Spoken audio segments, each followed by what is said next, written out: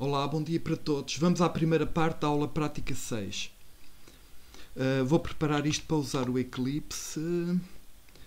Abrir o enunciado, está aqui. E deixem-me dizer que hoje vamos discutir dois exercícios que chamam a atenção para aspectos característicos da linguagem C.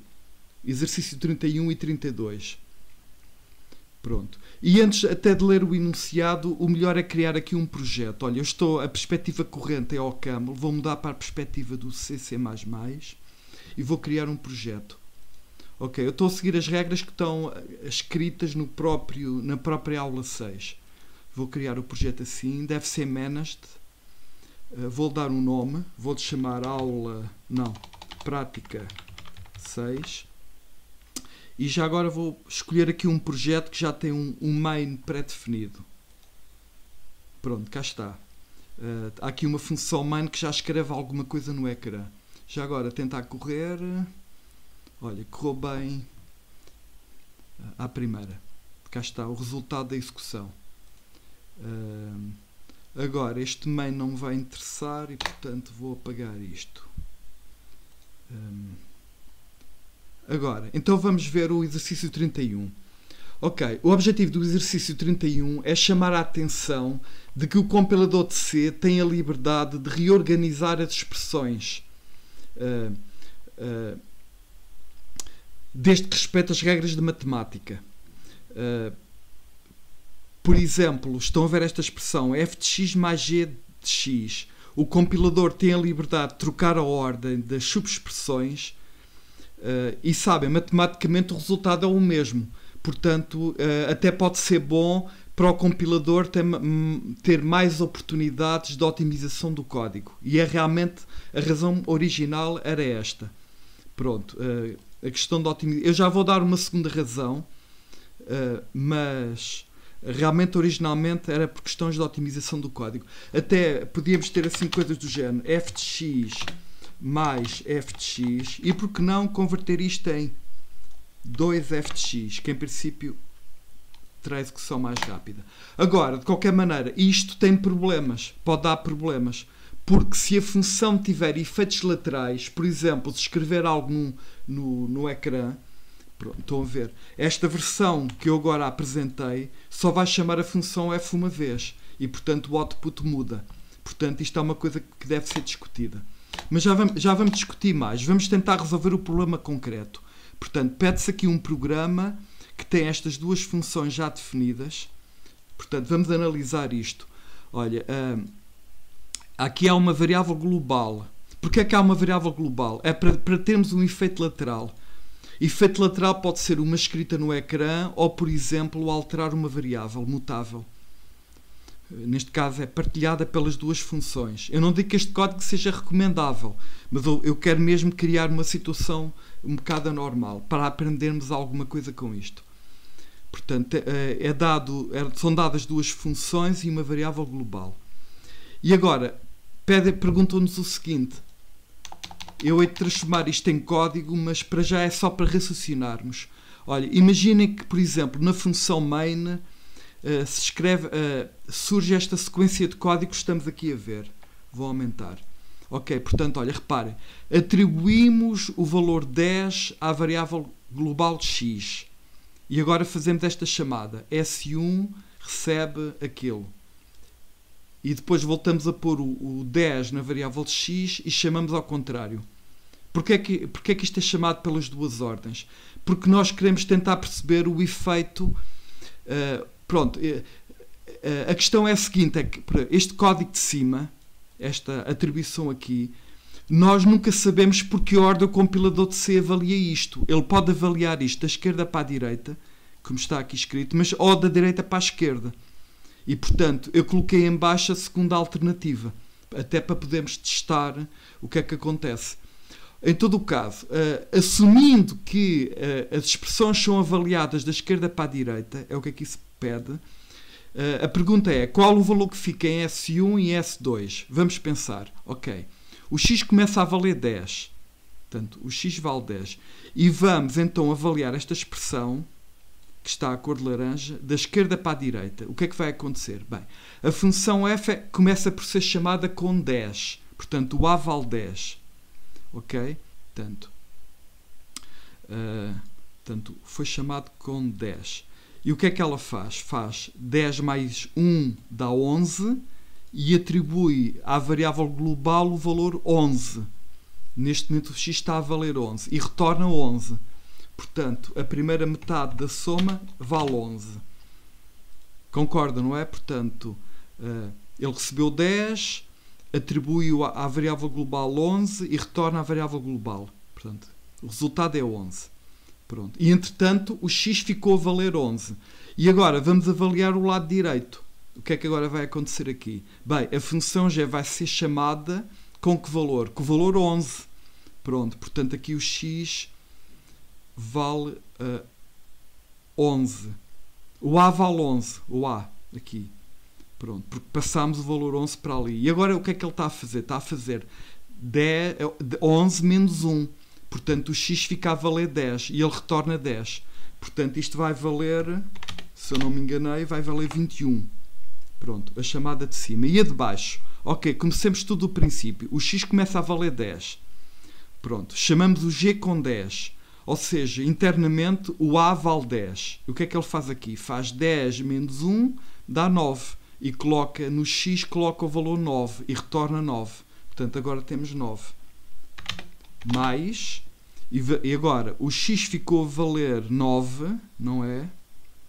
O x ficou a valer exatamente 9. E vamos chamar então o quê? f de 9. E o que é que vai acontecer aqui? Pronto, o a agora vale 9, ele faz a conta a mais 1 que vale 10, ele coloca 10 no x e retorna 10. Portanto, o resultado aqui que eu espero é 19. Sim. Ok. Vamos confirmar se é sim ou se não. Ver se eu me enganei. Já agora, int main, fazer aqui um main rapidamente. Vou colocar este código aqui dentro. E vou fazer aqui no final o printf de dois inteiros. Percentagem D barra N. É assim a barra. E agora imprimo o S1 e o S2. Epá, eu já apaguei os resultados, mas vamos ver. Mandar correr. Ah não, falta return 0. A função main deve retornar um inteiro. E deu erro. O que é que falta? Falta definir as variáveis int e outro int. Vamos ver se agora dá. Já correu e deu exatamente os valores que eu tinha dito há bocado. 21 e 19. Eu já apaguei, mas penso que foi isto.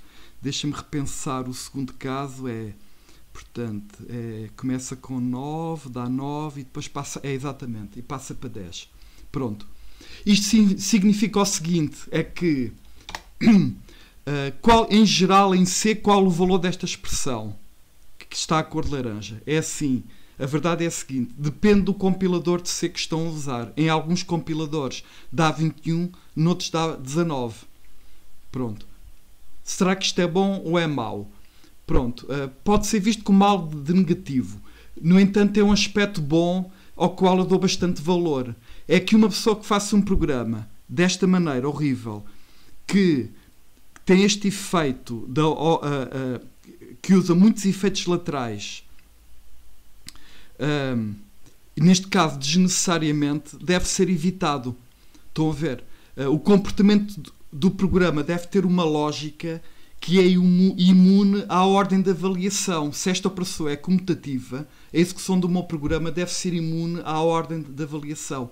E, portanto, o facto do C ter estas características acaba por incentivar o programador a ter um pensamento mais lógico. Pronto. Aliás, aqui há uma coisa. Se eu precisar mesmo, coisa que é suspeita, mas se eu precisar mesmo de funções com estas características, pronto, então eu não devo escrever este código. Porque estas funções têm efeitos laterais. O que é que eu devo fazer? Eu decido qual é a ordem pela qual quer avaliar as expressões e vou usar variáveis intermédias. Por exemplo, se eu quiser avaliar da direita para a esquerda, pronto, avalio primeiro o lado direito, estão a ver, e agora ponho aqui do lado direito o Q, e pronto, já estou a impor uma ordem de avaliação. Portanto, não há problema. E, portanto, quando nós temos convicção de que a nossa expressão tem lá no meio efeitos laterais, é preciso ter cuidado e de compor, porventura, a expressão em partes, como estamos a fazer. Porque a ordem de avaliação é importante. Agora, na maior parte dos casos, não haverá efeitos laterais e a ordem não é relevante. E pronto. Já agora, isto acontece em muitas linguagens de programação. Por exemplo, em OCaml também, a ordem de avaliação da soma também não está definida. O operador é comutativo, tudo bem. Uma linguagem rara que define a ordem de avaliação das expressões, pronto, na própria especificação, portanto, a especificação do C não diz a ordem, mas a linguagem Java define a ordem. Foi uma decisão que tomaram. Pronto. Em Java, por exemplo, as expressões são avaliadas da esquerda para a direita. Pronto. Mas há imensos aspectos da linguagem C em que o comportamento não está especificado. Aliás, olha, reparem, aqui é um aspecto importante da linguagem C.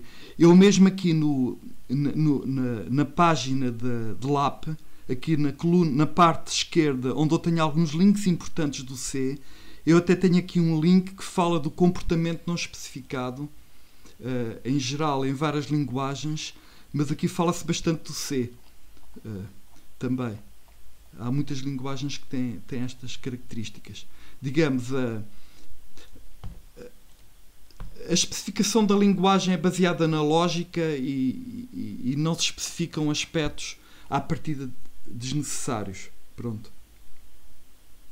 Desnecessários do ponto de vista lógico. Mas acontece que o Java não. Olha, o Java avalia as coisas da direita para a esquerda. Olha, uma coisa que me lembrei agora.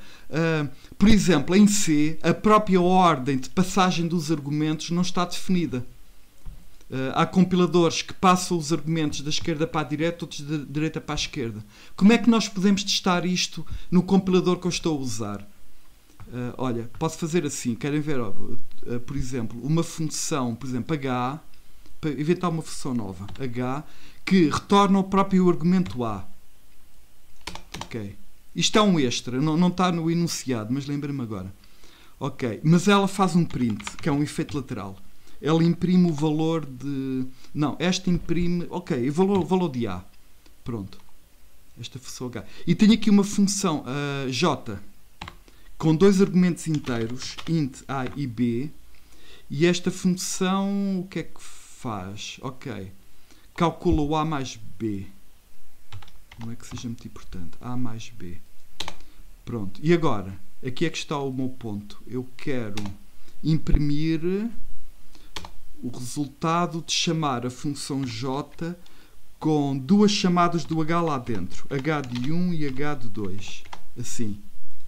Estão a ver a minha ideia, não é? Portanto, eu estou a chamar o J com dois argumentos e eu não sei se vai ser chamado primeiro este ou primeiro aquele. Em princípio, vamos ver se isto resulta. Eu tenho dúvida, pode ser que não resulte aqui por causa de uma coisa. Ok, porque é que eu pus aqui A? Não era isto que eu queria pôr. Eu queria pôr era percentagem D barra N. Assim. Pronto. Quero imprimir o argumento. Porque eu quero que ele escreva de uma vez um, de outra vez o 2. Vamos ver. Ok. Chatice, não? O que é que está aqui a acontecer? Estou a imprimir. O J retorna a mais... Ok, esquece... Não. Já percebi. Falta aqui o argumento do printf. Pronto. Mais uma tentativa. Será que é agora? Finalmente. Deu bem. Ok, estão a ver, olha, nós mandámos avaliar isto, o resultado foi 3, ele escreveu 3, mas dá para ver que ele passou primeiro o argumento da direita, sabe, o C usa passagem de valores, passagem de argumentos por valor. Portanto, os argumentos são sempre avaliados no ponto da chamada, tal como no OCaml. Mas dá para perceber que ele avaliou primeiro o segundo argumento e depois o primeiro argumento. É muito comum a avaliação ser do fim para o princípio, mas é um acidente da forma como o compilador trata as expressões. Já que o compilador tem a ordem, tem a liberdade de avaliar pela ordem que quiser e passar os argumentos pela ordem que quiser, geralmente o que fica é aquilo que dá mais jeito ao implementador. Sim. Já agora o Java avalia até uma regra específica que diz que os argumentos são passados da esquerda para a direita. Pronto. Mas pronto, o exercício 31 está mais do que discutido. Sim. Andamos aqui. Por exemplo, esta experiência também podia ser feita em OCaml, para testarmos por que ordem é que o OCaml passa, avalia os argumentos, numa chamada destas. Pronto, vamos ao segundo problema. Agora, este segundo problema serve para ilustrar outro aspecto da linguagem C. É que a linguagem C permite aceder de forma direta a alguns dos recursos da máquina, entre os quais se encontra a memória. Sim. Dá para aceder diretamente à memória e mais, até dá para a interpretar da forma que quisermos. Nós olhamos para a memória, vemos uma sequência de bits e eu, se quiser, posso interpretar aquela sequência de bits como representando o inteiro, ou um real, etc. Pronto. É algo que não está ao nosso alcance em muitas outras linguagens. Pronto. Mas não faz mal, essas outras linguagens até fazem questão de abstrair do hardware. Agora, o C, como o C é usado para escrever programas de baixo nível, drivers de periféricos e coisas assim, é importante a capacidade de aceder ao baixo nível. Pronto. O C também é usado, por exemplo, para escrever sistemas operativos. O próprio o Linux, o Unix, etc., estão programados em C. Mas é para isso que serve este exercício. É para ilustrar que o C permite aceder à memória de forma... permite interpretar a memória de forma arbitrária. Permite, portanto, aceder e interpretar de forma arbitrária. E até para mostrar qual é a melhor maneira de o fazer. Qual é a maneira mais prática. Há mais do que uma maneira, mas eu quero mostrar-vos a minha maneira preferida.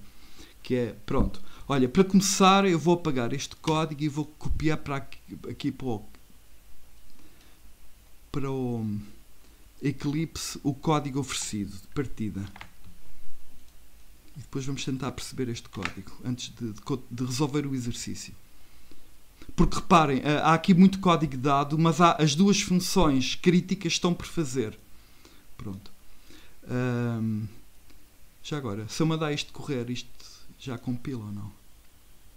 Ok. Já. Olha, vou abrir aqui um parênteses. Lembrem-me de uma coisa. Deixa-me vir aqui ao projeto. Tenho uma dúvida sobre as propriedades deste projeto. Deixa-me ver. Onde é que está? Debugging, otimização. Ok. Olha, eu vim aqui aos settings da linguagem C++. E aqui até dá para ver a linha de comando que o Eclipse está a usar internamente. E nós podemos controlá-la. E há aqui um atributo que é o dialeto que nós podemos escrever. E sabem, nós, o dialeto do C que nós usamos oficialmente na disciplina é o C11. E eu vou ativá-lo. C11. Vou fazer apply. Deixa-me ver, olha, e na linha de comando passou a estar isto, o C11. O que estava antes, o que era? O que estava antes era ausência de dialeto. E quando o dialeto não é incluído, o GCC, que é o compilador que eu estou a usar, usa o dialeto que ele usa é este.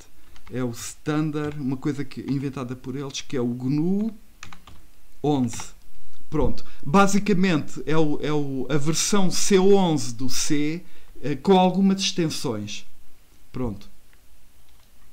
Mas nós, pelo menos nesta aula, vamos usar o standard. Até porque se houver algum erro específico, ficamos a aprender mais. Portanto, estamos a usar o C standard. Deixa-me ver aqui o byte. Ok, está-se a queixar que não estamos a usar variáveis. Pelo menos vamos ficar convencidos de que tudo o que está a ser visto é mesmo padronizado. Sim. Bem, então, a questão é, nós vamos querer, portanto, olhar para a memória da máquina e interpretar de forma arbitrária segmentos de memória. Para preparar terreno para fazer isso, eu defini aqui um tipo de... Olha, comecei por definir aqui um tipo de dados que não está pré-definido. Por acaso eu até gostaria que tivesse pré-definido, simpatizo com isso, mas pronto. Estou a definir um tipo de dados byte, que é um char sem sinal. Portanto, um byte é um valor que em princípio terá, nas arquiteturas modernas, corresponde a 8 bits sem sinal. Pode guardar valores de 0 a 255. E tenho aqui um bloco de memória, que não é mais do que um vetor, ou array, como preferirem, que tem 32 bytes. Portanto, um bloco, eu vou chamar um bloco a qualquer segmento de memória que tenha 32 bytes. Ok? Pronto, olha, o que é que há aqui mais? Temos aqui uma função que já é dada, que vai pôr um bloco de memória a zeros. Estão a ver? Ele percorre os 32 bytes do bloco e põe tudo a zeros. Eu chamo a atenção que em C, quando se passa um array por parâmetro, a passagem é feita por referência. Ele não passa uma cópia do array, não. Ele passa internamente um apontador para o array e quando nós acedemos aqui ao array, estamos a aceder ao original que está no exterior. Portanto, eu estou a trabalhar com o array que foi passado. O C tem passagem de parâmetros por valor, ele faz cópia, exceto no caso dos arrays. No caso dos arrays, nós aqui dentro estamos a trabalhar com o original que reside no exterior. Ok? Olha, temos aqui uma operação, funçãozinha só para fazer uns testes, em que ele está a mostrar o conteúdo do bloco de memória. Eu estou a imprimir em hexadecimal. Pronto, estas funções estão por fazer. E aqui faço uma pequena experiência em que ponho, vá lá, um bloco todo a zeros. Bloco 0, estão a ver. Mando imprimir uma vez. E ele imprimiu, estão a ver aqui em baixo, esta linha de zeros. Pronto. Em princípio são 32. Isto acabou ali. São 32. Pronto. Porquê é que eu imprimo dois algarismos? Porque eu estou a imprimir em hexadecimal e um byte tem dois grupos de 4 bits. E, portanto, é o primeiro grupo de 4 bits, o segundo grupo de 4 bits. Depois faço estas operações que ainda estão para programar e depois volto a mandar imprimir aqui no fim e como, entretanto, eu não programei a operação, ficou tudo na mesma. Sim. Ok, mas vamos ver então o que é que se pretende aqui.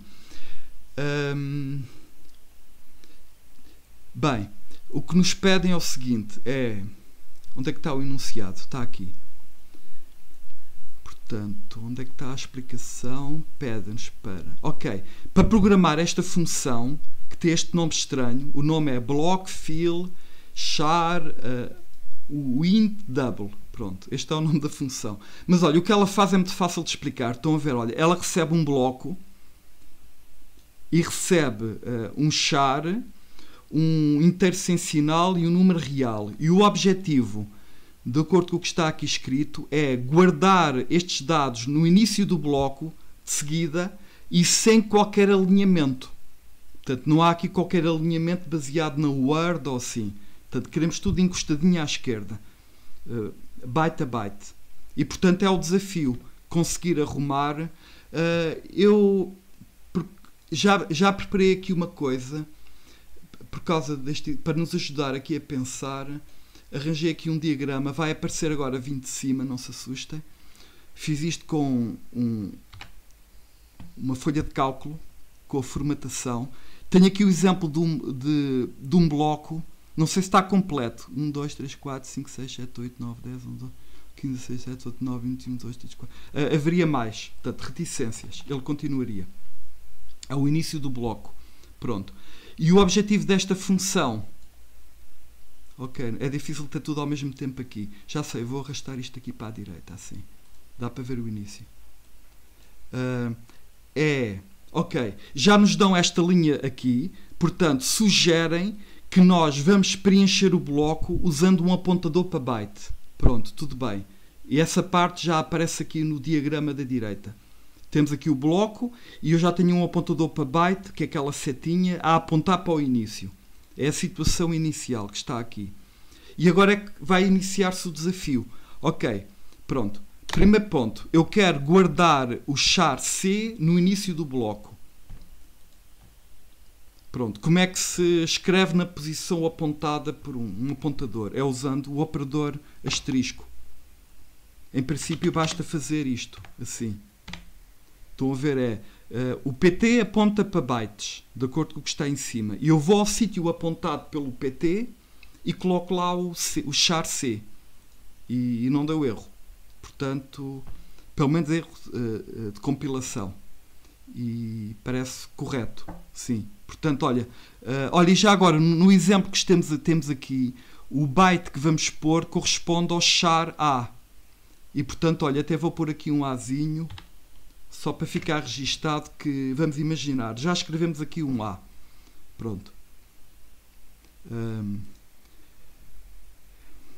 Claro, o que fica aqui é o código ASCII do A, que agora não sei de cor, para aí 90 e qualquer coisa, do A minúsculo.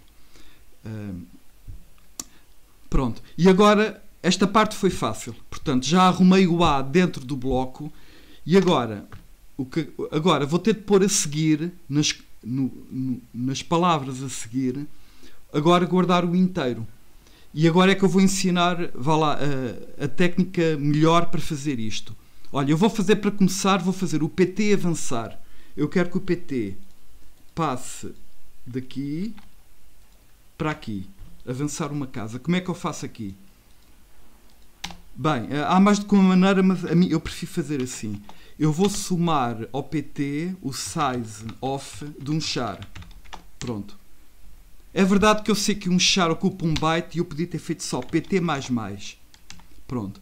Mas eu acho que assim é mais expressivo. Eu estou a dizer, acabei de escrever um char e estou a saltar o tamanho do char. Acho que é mais informativo. Acho que é melhor estilo, neste caso. Tudo o que é contribuir para a legibilidade do código é boa ideia. E agora estou numa bela situação. Estou a ver o apontador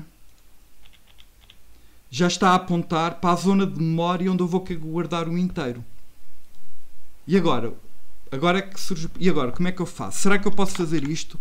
Asterisco PT recebe isto à partida não dá erro.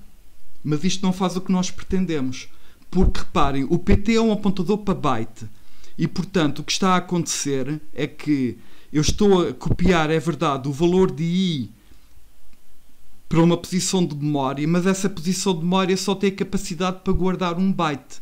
Estou a ver, o asterisco PT é a zona de memória apontada e essa zona de memória é um byte. Portanto, aqui o compilador de C vai converter o inteiro em byte,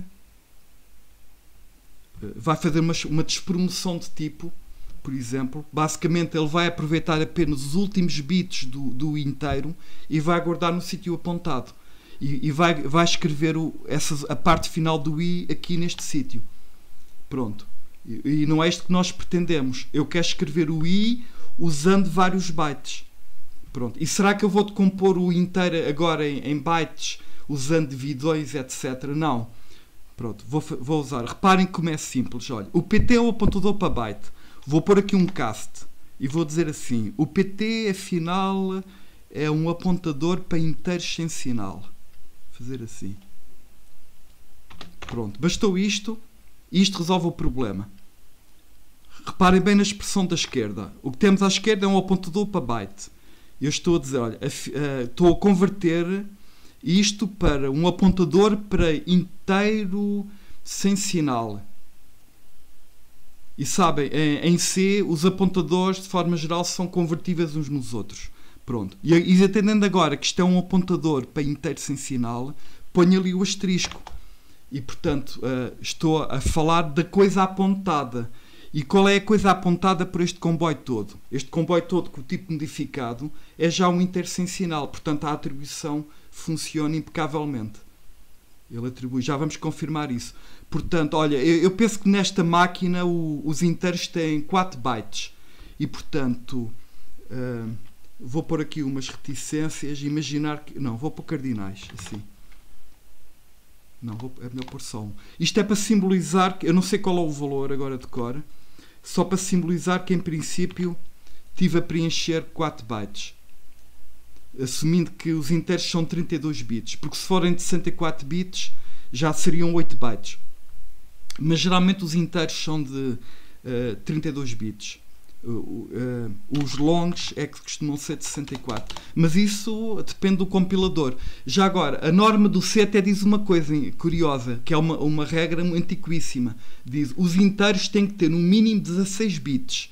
Pronto, isso é o mínimo. A partir daí o compilador tem a liberdade de fazer o que quiser. Mas dos compiladores modernos, eu não conheço nenhum compilador moderno em que os inteiros não tenham pelo menos 32 bits. E há muitas pessoas que programam atualmente assumindo isso. Se calhar é arriscado, mas pronto. Porque se tentarem agora compilar o programa num compilador antigo, poderá já não funcionar bem. Mas então, olha, já copiámos o inteiro para aquela zona de memória. E agora, o que é que eu vou fazer? Olha, agora posso usar a receita de cima, o saltar. Eu vou saltar quantos bytes? Exatamente o size-off de unsigned char. E agora posso usar a mesma receita para escrever o número real a seguir. Vou pôr assim com este símbolo. O real aparece agora. Em princípio, penso que tenha 8 bytes, porque é um double, não é? Um double, e os doubles costumam ter 1, 2, 3, 4, 5, 6, 7, 8 bytes. Puxar um bocadinho mais para aqui. Pronto, são bytes que eu ainda não sei. Vamos de ver. Vamos mandar imprimir. Então, o que é que eu quero fazer agora? Já saltei o inter que acabei de escrever. Vou copiar esta linha, assim. E vou pôr aqui o double. E vou dizer que isto é um apontador para double. Estão a ver? É muito simples. Basta ter um apontador para byte, por exemplo. Dizer que afinal é apontador para outra coisa. Usar esta operação de desreferenciação e já está. E o real já ficou escrito e em princípio o trabalho ficou feito nesta função. Vamos ver porque é que agora o que é que há aqui para resolver. Ele está-se a queixar que a variável não é usada. É porque eu não fiz save. Não.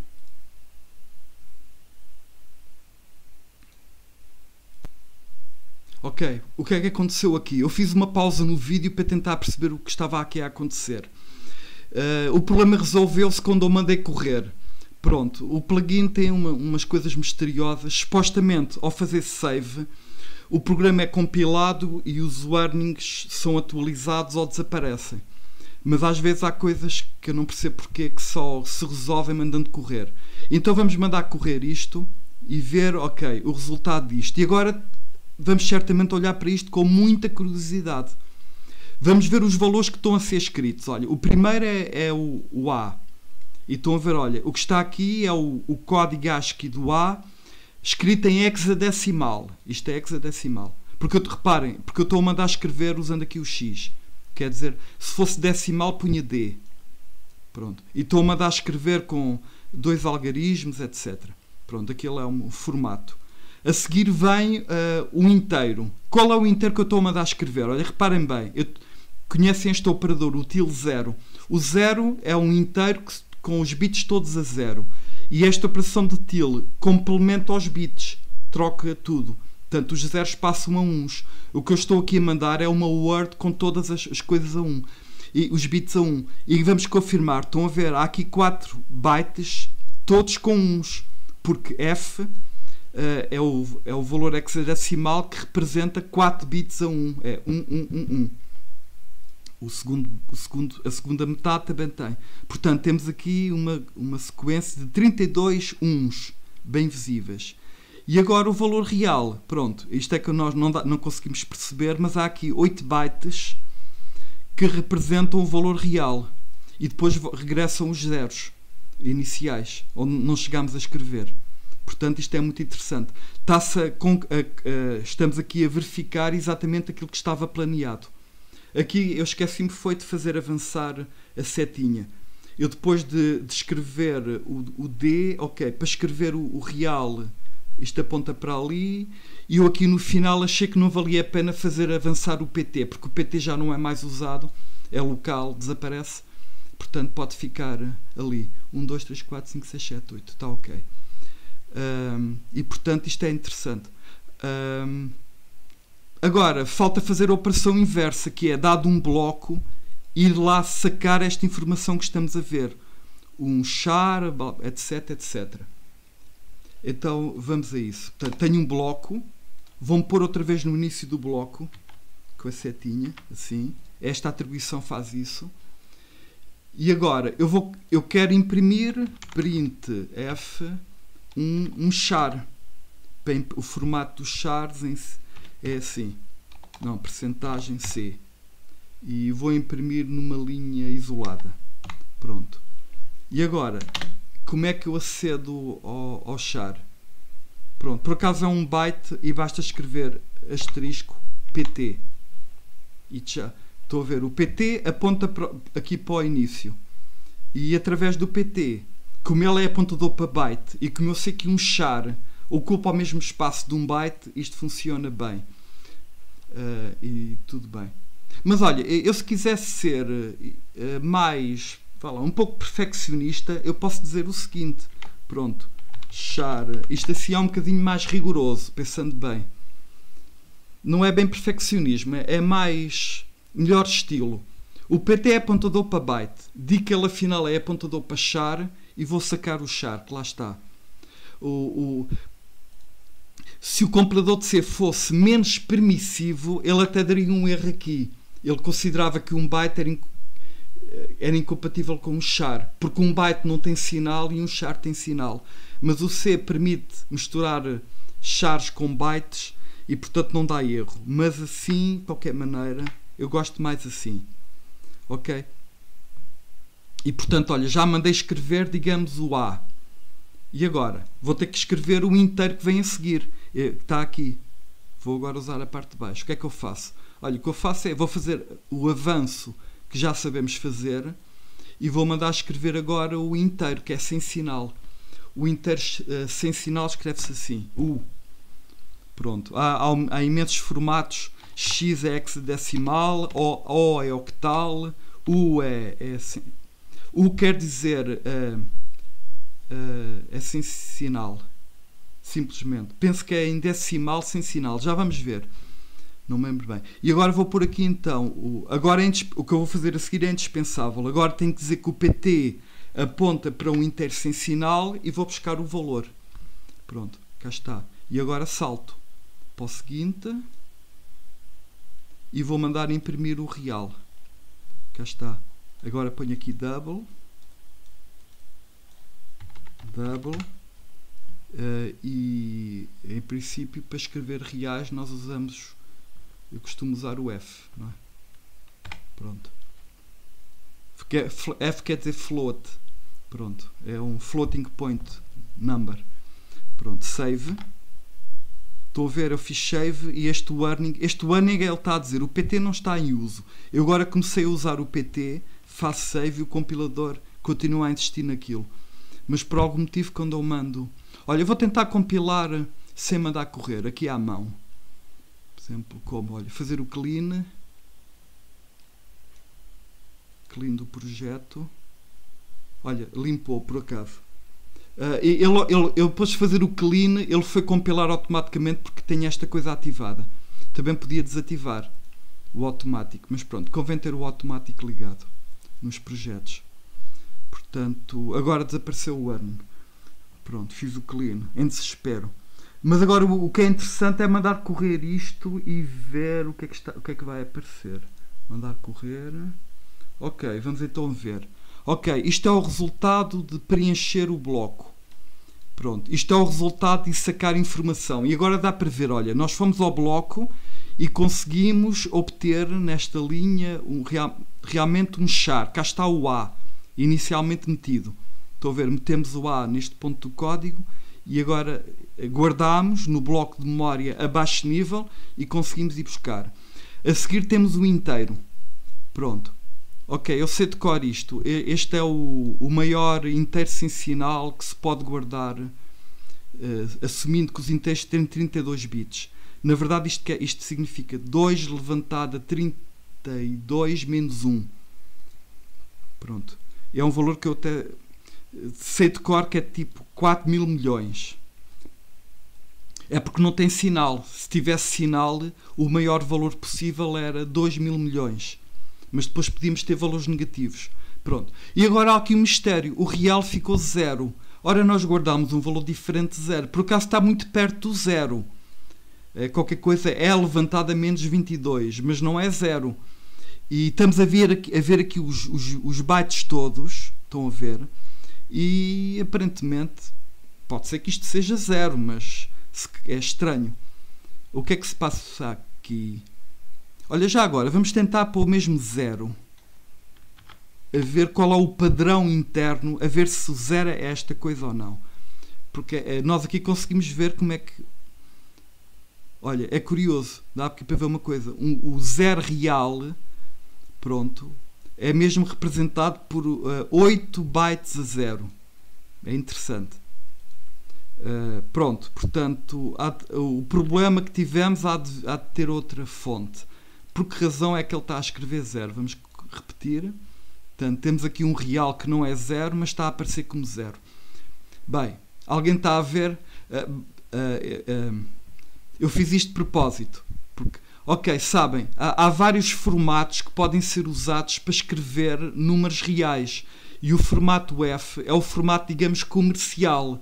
E do ponto de vista comercial, esta coisa é levantado, 10 levantado a menos 22 é o 0. Pronto. Eu vou passar para formato científico. Estão a ver? E vamos ver se isto muda alguma coisa. Mudou. Pronto. Aqui está o valor que realmente metemos. Pronto. Ele mudou a posição do ponto decimal, mas está perfeitamente correto. E, portanto, tivemos aqui a fazer umas brincadeiras de baixo nível com o C, mas disto tudo, o que há que, digamos, tomar nota é desta técnica. É a grande lição desta discussão. Esta técnica que nos permite ir a uma zona de memória qualquer e escrever lá o que quisermos, com o tipo que quisermos, e também poder ir buscar. Pronto, basta pôr um apontador a apontar para lá, pôr um cast, e agora está tudo a andar. Porque agora, do ponto de vista deste apontador, que tem um tipo diferente, a zona apontada já não é um byte, mas é um inteiro sem sinal, que ocupa vários bytes. Deixem-me rever o código a ver se há aqui alguma coisa para melhorar. Por acaso há aqui uma coisa que eu gostava de melhorar. Olha, eu não gosto, detesto faltas de simetria, e aqui estão a ver, olha, para atribuir ao PT pus aqui um cast, para atribuir àquele também um cast, e aqui não pus. Isto é permitido porque, como eu disse há bocado, o C, em C, os chars são compatíveis com os bytes, os chars sem sinal. Mas eu acho que fica muito mais elegante e até levanta menos dúvidas escrever assim. Pronto. Eu digo que o PT é um apontador para char e agora escrevo lá. Pronto. E agora estou mais descansado. Aquilo estava bem e provavelmente num trabalho valia 100% a mesma, mas aqui estou a ser mais preciso. Não estou agora aqui a basear-me na conversão automática que o C faz de chars para bytes e de bytes para char. E, portanto, este problema ficou resolvido. E, sabe, eu vou ficar por aqui. Na aula presencial há aqui mais problemas interessantes para verem. E até aconselho a darem uma vista de olhos, para depois a aula ser mais produtiva. Pronto, vou-me preparar para acabar. Deixa-me fazer aqui só uma pequena coisa. Ok, pronto. E eu vou acabar. E bom resto de dia, bom trabalho no projeto, etc.